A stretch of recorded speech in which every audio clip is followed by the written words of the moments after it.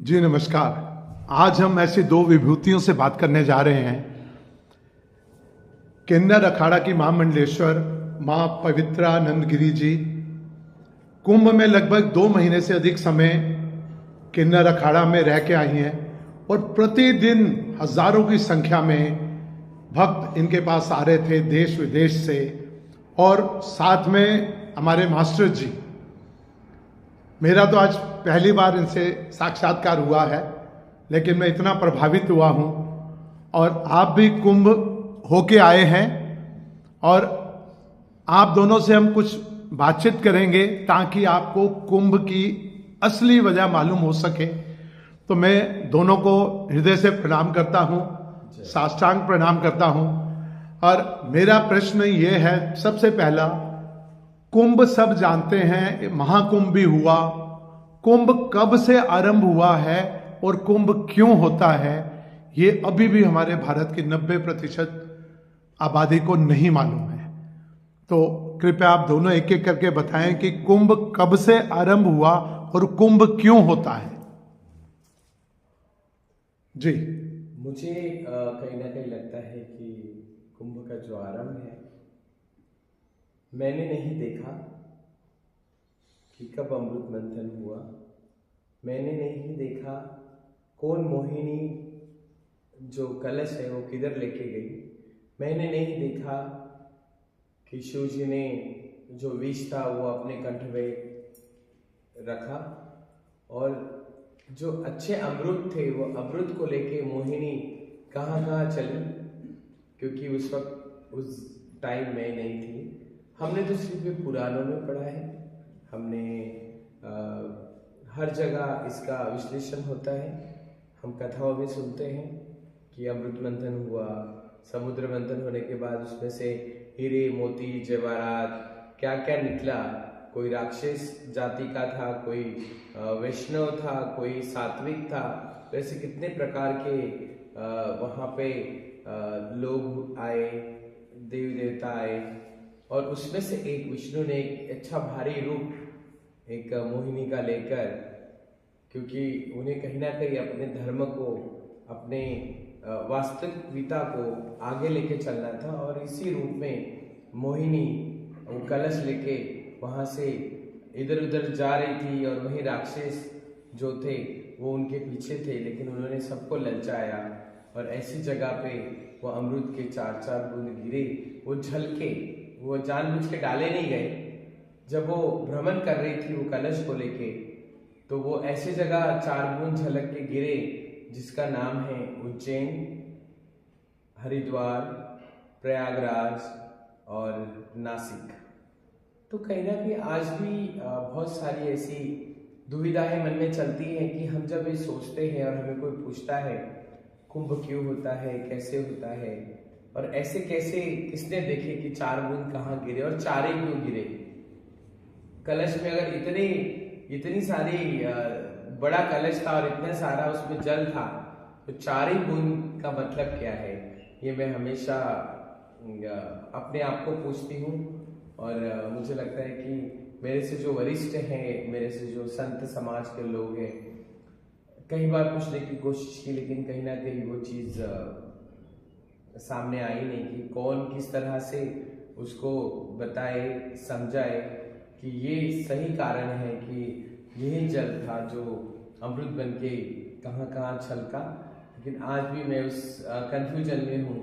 ये 4 कुंभ मैंने कर लिए मेरे जीवन में, लेकिन फिर भी मैं समझ नहीं पाई कि ये 4 बूंद का इतना बड़ा, लाखों असंख्य पूरे विश्व में नाम होता है कुंभ का। करोड़ों लोग आते हैं, भक्त आते हैं, आस्था की डुबकी माँ गंगा में लगाते हैं, और जैसे तैसे वो यहाँ अपना खान पान करते हैं। बहुत मेहनत तकलीफ खुद को देकर वो चल चल कर आते हैं, कैसे रहते हैं, ठंड हो, बारिश हो, धूप हो, लेकिन फिर भी वो अपनी आस्था को पूरा करके यहाँ से अपने परिवार में लौटते हैं। कहीं तो सच होगा, कभी ये भी सोचती हूँ, कहीं तो कुछ होगा, तभी तो इतनी सारी चीजें होती हैं। तो क्या ये मैं मास्टर जी से पूछना चाहूंगी कि क्या ये कितना सच है, या क्या सच में ये होता है और सच में ये हुआ है। देखिए, ऐसा है, मेरे जो अपनी अनुभूति से कथा कथा जो है, कथा का अर्थ ही होता है स्टोरी। स्टोरी में सच क्या है, गलत क्या है, ठीक क्या है, इस चीज़ों में न जाए कि उसका सारभूत अगर लें। देखो, हम जब बचपन में स्कूल में पढ़ाई करते थे, जब पहली प्राइमरी क्लास में, तो हमें पहला क्या सिखाया गया, एप्पल कहते, ए फॉर एप्पल। समझ नहीं आती थी, तो वो मैम एप्पल सेब लाती थी, सेब की कहानी पेड़ की सुनाती थी, फिर सेब अंदर चला जाता। बी का बॉल, हाँ, बी बॉल से हम खेला करते थे। हाँ, वो हमें दिखाते थे। तो ऐसे ही जो ये कथाएं हैं, ये इसलिए रची गई कि आने वाले युगों के अंदर इंसान समझ सके, क्योंकि ये आदि कथा है। आदि कहते हैं कि पता नहीं कितने युग बीत गए, तो 4 युग कहे, सतयुग, त्रेता युग, द्वापर युग, कलयुग। तो का 4 युगों के अंदर, अगर हम कहेंगे 4 बूंद जैसे कि, तो 4 युगों में ये अमृत कथा लेकर इंसान कहीं समझ सकेगा कि कुंभ में जो वो अमृत था जिसके लिए गए कि ये अमर हो जाएंगे, तो वो कुंभ क्या था, घड़ा मिट्टी का, जिसमें कि वो अमृत छुपा था। तो वो क्या था कि आने वाले कल में ये अमृत छल का कथा बनाई कि इंसान 4 युग में जब जब आएगा, जन्म लेगा, तो इस जो अंदर हमारे वो बूंदी है, आत्मा जो इस कुंभ रूपी शरीर में है, घड़ा ही है ना, ये तो मिट्टी का ही बना हुआ है, इसमें आत्मा को, जो अमृत को समझेगा, तो फिर जाग जाएगा कि मैं अमृत हूँ, आत्मा हूँ, ये शरीर मिट्टी का घड़ा नहीं। तो कैसे कि वहां पर अब त्रिवेणी में देखो, इतना बड़ा महाकुंभ हुआ, तो वो क्या था कि त्रिवेणी में इतना जो 62 करोड़ लोग आए। कारण क्या था, सरस्वती देखो ज्ञान की देवी है, यमुना मटियाली है, और गंगा अमृत है। गंगा में यमुना आकर मिलती है, कौन बुला रहा है, सरस्वती, ज्ञान मिल रहा है, क्या लौटे अपने घर। यमुना को पता है कि मुझे कोई प्रणाम नहीं करेगा अब यहाँ से बाहर प्रयागराज के बाद, गंगा में समा जाऊंगी। पर वो गंगा को देखकर कहती है, तू कहाँ चली, क्योंकि तू तो दौड़ रही है, मैं तो रुकी हुई हूं। तो कहा कि मैं चली अपने ईश्वर के पास, क्योंकि सागर शैया से कहा ना, जहां से कि प्रकट हुई गंगा, तो मैं जा रही हूँ भगवान के पास। तो कहती मैं भी चलती हूँ, तो मिल जाती है। यही गंगा आगे जाकर देखो सागर में मिलती है, कलकत्ता जाकर, और भगवान के पास पहुंच जाती है। उसको मालूम है कि गंगा को, कि सागर में मुझसे लोग खेलेंगे, कूदेंगे, मुंह में डालेंगे, थूक देंगे, तो यहाँ मेरे से ले जा रहे हैं अमृत भर के और मुझे प्रणाम कर रहे हैं, पर फिर भी काम मुझे अपने ईश्वर तक पहुंचना है। वहां से फिर भाप बनती है, फिर गंगोत्री और यमुनोत्री से निकलती है। ये सिंबॉलिक है, कथा जो है ये हमें संदेश देने के लिए कि इस कुंभ रूपी शरीर में, घड़े में, मिट्टी के शरीर में आत्मा रूपी उस महान अमृत को पाना है, महाकुंभ हो जाएगा। कैसे, ज्ञान, अंदर मैला हो गया मन, मैं, मेरा, मैं, अहंकार के कारण मेरा घर, मेरी गाड़ी, मैं ये, मैं वो, तो उससे मैला हो गया कि तेरा कुछ भी नहीं है। कहता था ना, तन मन धन तुझको अर्पण क्या लागे मेरा। सच में तूने अर्पण किया, तुझे रियलाइज हुआ कि मेरा कुछ भी नहीं है, सिर के बाल से पाँव के नाखून तक मेरा कुछ भी नहीं है, दिमाग भी नहीं है जिस पर अगर मैं ऑफिसर हूँ, मैं मिनिस्टर नहीं हूँ, तो तुझे रियलाइज हो गया, तुमने सच में कहा तन मन धन तुझको अर्पण क्या लागे मेरा, अग्नि को साक्षी मानकर। पर बाहर आने के बाद तो दुखी हो जाता है, क्योंकि तन में कष्ट आ गया, डायबिटीज हो गई। तूने कहा तूने तो अर्पण कर दिया, अब तुझे क्या लेना है, धन चला गया, रोता है, मन में माया। तो ये सिंबॉलिक है, ये अंदर जो विकार आ गए ना, तन मन धन जो अंदर चल रहा है मेरे हर समय, उससे मैल, उस आत्मा रूपी जोत को, अमृत के चारों तरफ जो उसने माया की मैल इकट्ठी कर दी, जो विकार बन गई, काम, क्रोध, लोभ, मोह, अहंकार। तो इसको कहा ज्ञान। वही कृष्ण अर्जुन को कह रहे ना पहले अध्याय में, मेरे वाले मर जाएंगे, कल वो जो है इनकी वाइफ आएंगी, फंक्शनों में मिलेंगी, मैं उनको क्या जवाब दूंगा, कृष्ण युद्ध नहीं करना है। तो कृष्ण सारा ज्ञान देकर उसी मैं मेरा को हटाते हैं, वही अर्जुन उठकर बार। तो अंदर से ज्ञान के कारण कृष्ण ने अर्जुन को निर्मल कर दिया और कहा कि तू मेरे परम धाम जाएगा। तो फिर कहा ना, अंदर की मैल को बाहर निकालने के लिए ज्ञान को अंदर लाना है, तो फिर महाकुंभ सफल हो जाएगा।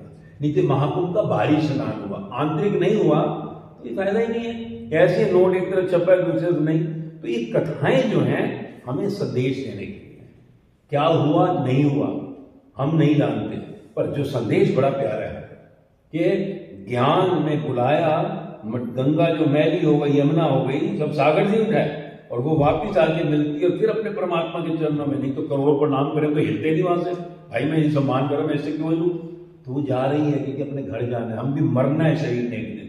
कोई सोचता है मुझे अपने घर जाना है, अंदर महल में मरते हैं फिर आ जाते हैं। हम क्यों नहीं अभी तक जिंदा राम से मिले, जिंदा कृष्ण से, जिंदा गुरु नानक, बुद्ध, महावीर, जो भी कह लो, क्योंकि अंदर माया की मैल लेकर मरते हैं। कृष्ण की गीता की प्रज्ञा कह रही है कि जब संसार की कोई इच्छा नहीं रह गई, जब तेरे जीवन में सुख दुख लाभ हानि मान अपमान जन्म मृत्यु एक समान हो गया, तू अशोक हो गया, तो हे अर्जुन तू परम धाम जाएगा, अपने घर जाएगा। तो ये कथाएं हमारे को बहुत बड़ा संदेश देती है और महाकुंभ का बहुत बड़ा संदेश है। अंतर मन को निर्मल करो, कबीर मन निर्मल भयो, जैसे गंगा नीर आगे पीछे भगवान फिरे। कहते कबीर कबीर तो आप अपना नाम लिख लोगे, मन निर्मल। तो फिर आंतरिक स्नान जरूरी है, और स्पेशली नौजवान जो आज डिप्रेशन में जा रहा है, आंतरिक ज्ञान ना मिला तो वो फिर कहीं ना कहीं डिस्टर्बेंस हो जाएगी। इसलिए ये कथा हमारे जीवन को कहीं ना कहीं उज्जवल करने के लिए है। ये संदेश है महाकुंभ का जो हमने लेना है। बहुत सही बात है। हम लोग हमेशा सुनते हैं कि माँ गंगा के साथ राम जी का नाम जुड़ता है, और कहीं ऐसे मैंने स्तोत्र देखे हैं, मैंने कई कथाएं सुनी है माँ गंगा की। लेकिन गंगा जो है वो तो भगीरथ शिव की जटा से कहाँ कहाँ से बेचारी आई है, और लेकिन राम और गंगा का जो नाम है एक साथ जुड़ता है हमेशा।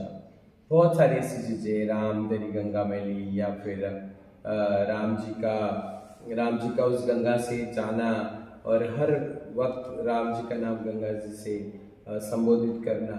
तो ये क्या शक्ति है माँ गंगा की, और क्या राम विष्णु के अवतार है या शिव जी के अवतार हैं, हम उनकी पूजा करते हैं। वो तो एक साधारण से मनुष्य के रूप में पैदा हुए, जन्म लिया, और वो अपने राजपाट के साथ बड़े हुए, और एक माँ की वजह से वो आज वनवास चले गए, 14 साल बाद वापस आए। तो ये जो सारी कहानियाँ थी, ये कहीं ना कहीं वहाँ सभी लोग आके गंगा के साथ जुड़ती है, और गंगा के साथ ही राम जी का नाम जुड़ता है। ये क्या हो सकता है? देखो, हम क्या कहते हैं, राम हम कहेंगे धनुष्मान वाले, क्योंकि सबसे पहले थे। पर बाद में हमने जो है कृष्ण को भी राम का ही रूप दिया। बाद में इस युग में अगर कोई बुद्ध आए, महावीर आए, वो भी कहते हैं वही रूप है। हम वही रूप देते जा रहे हैं जो जिस धर्म ने कहा वो हमारे भगवान है। तो राम एक्चुअली है कौन? राम देह देश के राम भगवान थे ना। क्या भगवान मरता है? नहीं ना। तो राम की देह में भगवान आए। भगवान एक ही है, परम सत्ता। कृष्ण में भी वही भगवान है। देखो गीता में बहुत अच्छा लिखा है, भगवानुवाच, भगवान ने कहा। कहा? कृष्ण की देह के अंदर। तो वो एक ही है, अद्वैत कहा ना, वो एक ओंकार, वो सबका मालिक एक, गॉड इज वन। तो एक उतरा, अवतरित हुआ। तो कहा कि गंगा से क्यों रखा? क्योंकि राम नाम सत्य है कहा है, कहते हैं राम नाम सत्य है। सत्य किसको कहा? तत्। गीता कह रही है तत्, सच्चिदानंद, सच्चित आनंद। जिसके चित्त में सत्य आ गया उसका लक्षण क्या बन जाए? गुण आनंद। आनंद क्या है? दुख आएगा अंदर दुखी नहीं करेगा, सुख भी आएगा अंदर सुखी नहीं करेगा, स्टेबल हो जाएगा, स्थिर। स्थिर मन है ब्रह्म, अस्थिर मन है संसार। तो राम कौन है? जिसके अंदर सत्य उपलब्ध हो गया। तो जिसके अंदर भी सत्य, यानी जिसका मन निर्मल वह हो गंगा ली। गंगा क्यों हमने लिया? क्यों प्रतीक है गंगा? गंगा बहती है। गंगा जो जगह छोड़ देती है वापिस वहां नहीं दिखती, दौड़ती है। तो ये गंगा इसलिए निर्मल है क्योंकि रुकती नहीं है, यानी वो अटैच नहीं होती किससे। ये इंसान के लिए क्या है? हम सबको कब उपलब्ध होंगे? जब हम किसी इंसान से अटैच हो जाते हैं। मान लो अंदर मेरा बेटा, मेरी बेटी, मेरा घर, मेरा बैंक बैलेंस, मेरी कुर्सी, तो हम दुखी हो जाते हैं। तो ये अंदर मैल आ गई। तो अगर बहते जाए मैं मेरा नहीं, बाहर है मैं मेरा, तो मौज है। फॉर एग्जाम्पल, मैं अभी बढ़िया सी बिरयानी खा रहा हूँ, शाही पनीर बिरयानी, और खाते हुए अभी मेरा बेटा निकला है फ्लाइट के लिए, और मैं जो खा रहा हूं और इतने में पता लगता है फ्लाइट क्रैश हो गई। मुंबई जाना था दिल्ली से, फ्लाइट को क्रैश हो गई, सारे पैसेंजर मर गए, और उस फ्लाइट में मेरा बेटा भी। क्या होगा मेरा? मैं उसके कह रहा हूं क्या बढ़िया बनाई है यार, कितना बढ़िया, ये कोफ्ते की सब्जी तो बहुत ही बढ़िया है, स्वाद आ गया। इतने में पता लगा कि माया की फ्लाइट क्रैश हो गई और बेटा अब वो कोफ्ते का स्वाद आएगा, मुंह में जो था वो भी थूकना पड़ेगा। बिल्कुल। थोड़ी देर के अंदर मूड खराब है, फटाफट भागने की जोरों, कहाँ खबर दूंगा। 10 मिनट के बाद ही फोन आ जाता है बेटे का, पापा है तू कहाँ से, तू तो अरे ट्रैफिक में फंस गया। अब आज तक बाप चिल्लाता था ट्रैफिक में मर गया टिकट खराब पड़ेगा, आज वो कह रहा बढ़िया हो गया, तू टिकट गई तो गई। अब वही बाप रिलैक्स में आ जाता है। अब वो कहता है आज कब कहाँ है, वो आता है फिर क्या याद कर रहा है, अरे वो सब्जी गर्म तो करते कोफ्ते की, फिर खाना शुरू करता है। फ्लाइट में सब मर गए, वो भी किसी के बेटे थे, तकलीफ किससे हुई, मेरा बेटा। और अगर ये मालूम बन जाए कि कृष्ण अर्जुन कह रहे हमारे और तेरे लाखों जन्म हो गए, तो हो सकता है कहते वो पिछला पता लगे इसमें 40 बेटे तेरे ही थे पिछले जन्म हो गए, फिर कोफ्ता फिर गया।